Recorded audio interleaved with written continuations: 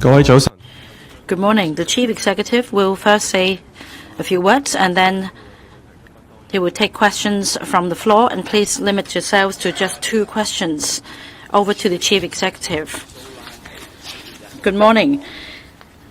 Super Typhoon Saola struck Hong Kong on the 1st of September, and Hurricane Signal number 10 was hoisted 5 years since the last one. We managed to minimize damage to our city. And as the school term started yesterday, everything went smooth.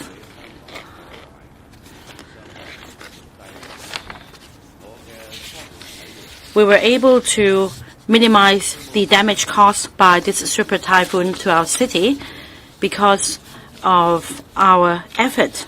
For example, the Chief Secretary for Administration effectively coordinated relief work across government departments, and all government departments and staff remain steadfast in their posts, so that with team spirit and synergy, we managed to tackle the typhoon effectively. The district services and care team also participated in our work. They are familiar with their neighborhoods, and they are good at communicating with the public. Thirdly, we activated the government-wide mobilization level, and in 2 consecutive days, we mobilized government staff to work at the front line to conduct relief work. In the whole course, civil servants have become more familiar with this mechanism. They have learned from this experience and strive for perfection. Fourthly, in preventing and preparing for the typhoon to come, the community and members of the public have worked with the government so that with a concerted effort, we managed to minimize damage to the city, and this is essential. The 5th point is that the government disseminated information way in advance so that we could disseminate the information extensively. I'd like to thank everyone, and I will be asking the Chief Secretary for Administration to draw on this experience. As I said earlier, we will be looking at promoting night economy. The Deputy Financial Secretary is actively preparing for this initiative. We have been liaising with different sectors and have received positive feedback from them. There will be extensive participation. For example, many shopping malls will be extending their operating hours and providing various concessions and coupons so as to bring vibrancy to our night market or night economy. There will be activities held in different districts. With early implementation, I will seek to brief you on the details next week. I'd like to make another announcement. On National Day, on the 1st of October, we will be giving a fireworks show at night. And by then, there will be a spectacular fireworks show on Victoria Harbour, so as to celebrate the 74th anniversary of the People's Republic of China. There will be a series of activities and concessions so as to bring vibrancy to the city's nightlife. The floor will be open. If you want to ask questions, please raise your hand, and when you are called, please first state the media outlet you represent, and please limit yourselves to just 2 questions. The first one, this lady at the back. Good morning, Chief Executive. I'm from TVB. My first question is this. Now, the government has implemented the streamlined mechanism of retiring officers in the public interest on grounds of persistent substandard performance with a view to enhance performance management and enhance the efficiency of the civil service. But are you worried that with this mechanism in place, the performance or morale efficiency of the civil service will be undermined? And the second question is that in orientation camps in different universities, recently we have heard about cases of students taking drugs or committing indecent assault. Now, the matter has been reported to the police, and yet no one has been arrested yet. What is the government's take on this problem? Will the Education Bureau intervene? We've streamlined and enhanced the mechanism of retiring officers on grounds of persistent substandard performance. For the purpose of enhancing performance management, we have 180,000 civil service, and the only purpose is to enhance public service so that they perform up to standard and deliver effective public service. For those with substandard performance and those with disciplinary issues, at the end of the day, they will impact on the morale of civil service because other civil servants may be affected. Now, as far as this mechanism is concerned, under the streamlined arrangement, we have an observation period, and the civil servants in questions can make representations and lodge appeals. This can help enhance efficiency in general. Now, in relation to sexual assault and other law-breaking behavior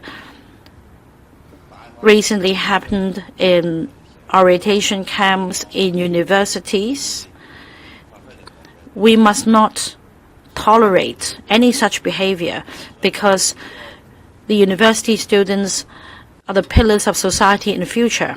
We have expectations on them for them to behave. Any law-breaking behavior will be unacceptable. For school sponsoring bodies, management of universities, they need to ensure that a proper learning environment is provided within campuses. Apart from protecting students, they will also need to ensure that students behave properly. For law-breaking behavior and acts of assault on other students, these should be dealt with expeditiously by the school management, even before law enforcement has taken place. Now, if the behavior in question is not against the law, but against the rules of universities, the management should also take action, because after all, we put in a lot of resources in these universities. So they are responsible. Some English questions from the South China Morning Post. The first question, at least 9 restaurants that originally promised to hold a banquet for the Democratic Party over the past 2 years have canceled at the last minute. Would this development, which some might suggest involve political pressure, send a mixed signal for the party's participation in the upcoming district council election where authorities hope they would run? And would you agree perhaps with views by pro-establishment lawmakers that holding the banquet itself is a form of soft resistance? The second question is, recently, some lawmakers have also courted controversy over their participation in a singing concert, as well as 2/3 of bills in the current LegCo term were passed in the presence of less than half of total lawmakers. How would you see the performance of the lawmakers under the current Patriots-only system? Is there room for any improvement? Thank you. Well, any organization that wants to organize activities for their own is a matter for themselves. How successful they can do that is also a matter for themselves, and how things can be arranged. As regards participation in the upcoming district council election, it is open to anybody who is qualified according to the law. The only requirement that I can see is they have to be, first of all, be able to swear allegiance to the Hong Kong Special Administrative Region and uphold the basic law. I think these are the two basic requirements. Anybody who satisfies that and who believe that they can contribute, and of course they are welcome to participate.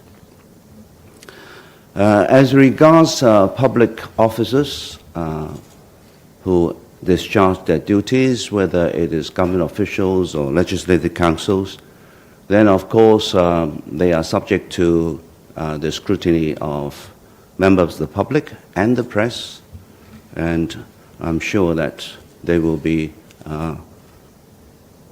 having their ears wide open to listen to any opinions about what is expected.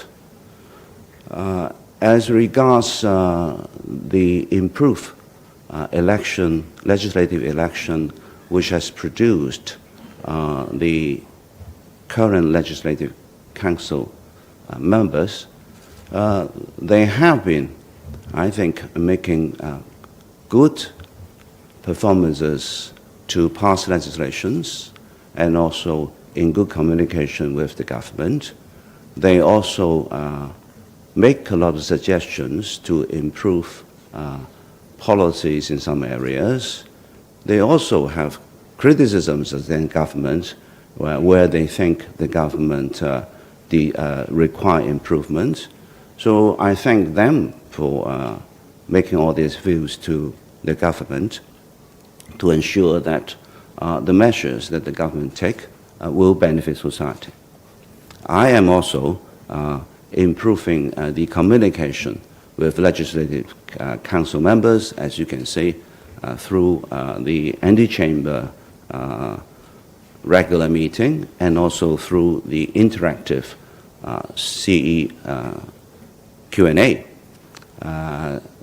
I will be looking for further opportunities to enhance communication with legislative members so that all of us can jointly work to the benefit of Hong Kong. Due to time limit, we'll take the last question. The one on the left-hand side, please. Good morning. I'm from Shunpao. Some people say that some executive councillors pressured restaurants to not hold banquets for Democratic Party. Does that represent the government's position? Do you agree with this way of handling the matter? Do you think this is a political persecution?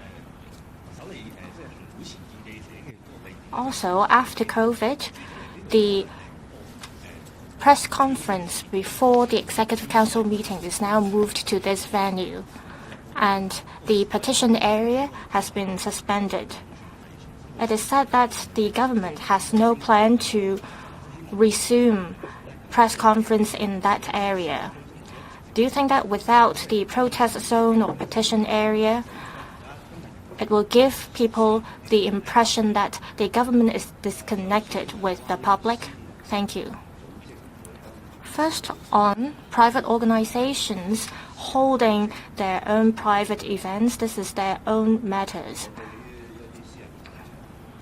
I don't have any comments on private events organized by private organizations or groups. On matters regarding petition, I think there are different ways for members of the public to reflect their voices to the government. This includes writing letters, writing emails, or making phone calls to the government.